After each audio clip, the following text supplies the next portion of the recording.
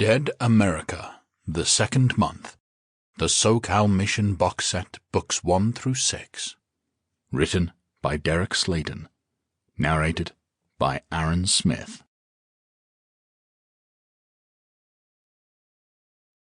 Dead America, the Second Month, the SoCal Mission, Part 1.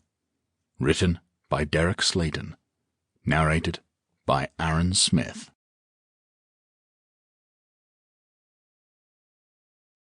Chapter 1.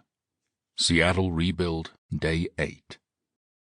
Private Duncan's eyes were heavy as he stood in line at the food dispensary. He rubbed them with his knobby hands, his lanky frame hunched over with exhaustion. The snow from the previous day had subsided. However, some patches still hung around in shaded areas. There were about a half-dozen people in line ahead of him, with more filling in behind. He looked at his watch, seeing that his shift was about to begin. I don't care if I'm a few minutes late. If I don't get coffee, I'm going to fall asleep at my desk, he thought, his mouth widening in a hard yawn. The line finally began to move, and he was able to step inside the small shop that had once served donuts back when the world was sane. What I wouldn't give for a cream-filled, chocolate-covered donut, he thought wistfully. Hell, I'd even settle for a basic 3-day-old glazed donut at this point. The line continued to move, and Duncan pulled out his ration ticket, stifling another loud yawn. He could hear whining up ahead, but was too tired to strain his ears to hear what it was all about. Yeah, come on, pal. We're all in the same boat, he thought bitterly. Just get your breakfast and move on.